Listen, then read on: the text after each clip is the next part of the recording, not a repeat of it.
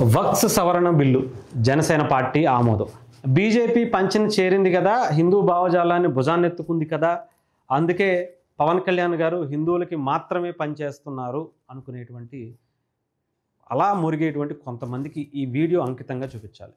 పవన్ కళ్యాణ్ గారు ఈరోజు ఏమీ వక్స్కి సంబంధించిన అంటే ముస్లిమ్స్కి వ్యతిరేకంగా ఎప్పుడూ పని చేయలేదు అనే దానికి ఈ వీడియో చూపిస్తాను. ఆయన గతంలో ఎలాంటి ఆలోచనలతో ఉన్నారు, ఇప్పుడు ఎలాంటి ఆలోచనలతో ఉన్నారు అనే దానికి చాలా విషయాలు బయటకు వచ్చాయి. ఒకసారి ఆయన ఈరోజు లెటర్ ఒకటి రిలీజ్ చేశారు జనసేన పార్టీ తరఫున. నిన్న లోక్సభ ముందుకు కేంద్ర ప్రభుత్వం తీసుకొచ్చిన వక్స్ సవరణ బిల్లుకు జనసేన పార్టీ మద్దతు తెలియజేస్తుంది. ఈ చట్ట సవరణ ముస్లిం సమాజానికి మేలు చేస్తుంది. చాలా అండర్లైన్ చేసుకోవాల్సినటువంటి విషయం.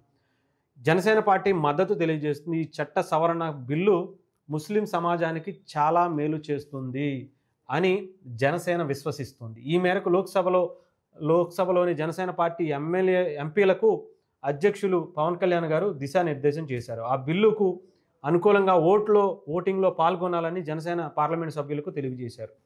వక్ఫ్ చట్టంలో సవరణలకు సంబంధించి బిల్లుకు సంబంధించి 31 మంది సభ్యులతో జాయింట్ పార్లమెంటరీ కమిటీ ఏర్పాటు చేసి సమీక్షించారు.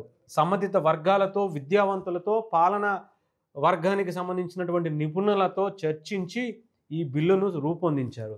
బ్రిటిష్ కాలం నాటి ఈ బిల్లుకు నేటికి తగినట్టుగా సవరణలు చేసి తద్వారా ఎంతోమంది ముస్లిమ్స్కి, పేద ముస్లిమ్స్కి ఇది న్యాయం చేకూరేలా, దీంట్లో అనేక దీర్ఘకాలికమైనటువంటి ఫలితాలు దక్కేలా వాళ్ళందరికీ ఈ వక్ఫ్ బిల్లుని తీసుకురావడం జరిగింది అని చెప్పి పవన్ కళ్యాణ్ గారు చెప్పారు.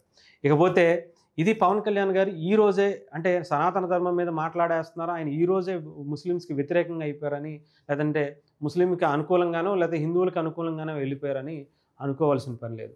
ఆయన రాజకీయాల్లోకి రాక ముందు నుంచి కూడా ప్రతి దాని మీద అవగాహనతో, పూర్తి స్థాయి అవగాహనతో ఆయన మాట్లాడేటువంటి విషయాలు చాలా ఉన్నాయి.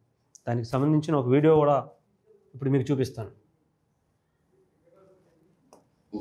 To ensure that the properties of the ఎందుకంటే నేను గత సంవత్సర కాలంగా నేను పాత బస్తీలో పర్యటించాను.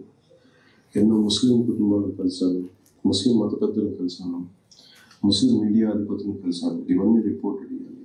ముస్లిం రాజకీయ నాయకులను కలిశాను. అది కాంగ్రెస్ అనుబంధ ముస్లిం నాయకులు తప్ప నేను అందరినీ కలిశాను.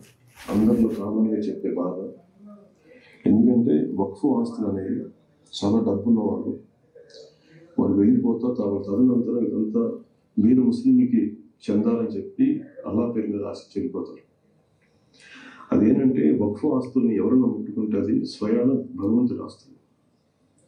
ఆ భగవంతుని ఆస్తుల్ని చెందాల్సింది సామాన్య బీద ముస్లిం ప్రజలకి.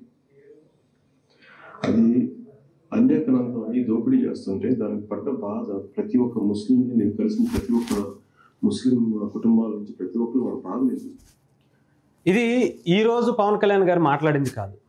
2009లో ప్రజారాజ్యం టైంలో ఆయన మాట్లాడినటువంటి మాటలు.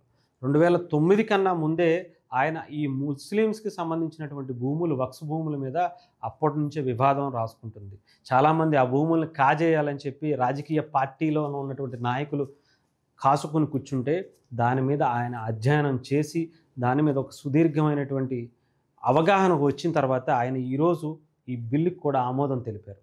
అక్కడ బీజేపీయో లేదా ఇంకొకళ్ళో ఎవరున్నా సరే, ఏ మతానికి, ఏ కులానికి, ఏ ప్రాంతానికి వకాల్తా పుచ్చుకుని మాట్లాడడం కన్నా సమాజానికి, ఆ వ్యక్తులు అందరికీ ఉపయోగపడేలా ఉండాలి అనేదే ఆయన భావించారు. కాబట్టే అనేక విషయాలపై పవన్ కళ్యాణ్ గారు చాలా ఏదంటే గతంలో చాలామంది అనుకునేవాళ్ళు పవన్ కళ్యాణ్ గారి మాటలు ఎవరికి అర్థం కావట్లేదు, ఒకసారి అదంటారు, ఒకసారి ఇది అంటారని.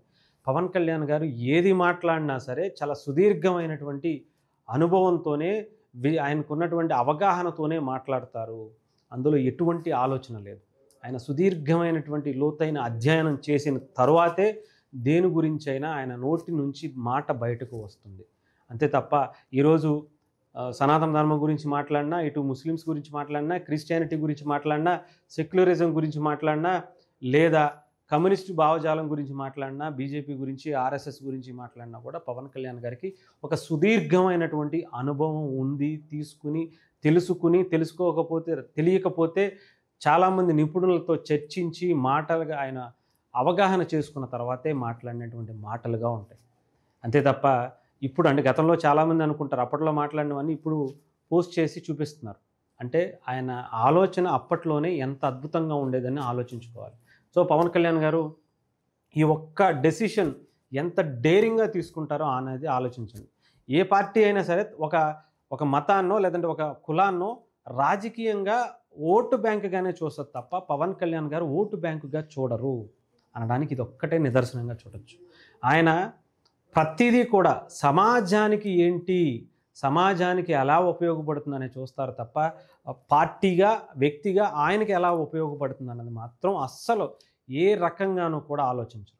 రీసెంట్గా ఆయన తమిళనాడుకు సంబంధించినటువంటి రాజకీయాల గురించి మాట్లాడినా ఇంకొక దాని గురించి మాట్లాడినా ఆయన పార్టీ ఎదుగుదలను కూడా ఆయన తగ్గించుకుంటూ చేస్తున్నటువంటి కార్యక్రమాలు దీనికే నిదర్శనంగా మనం చూడొచ్చు.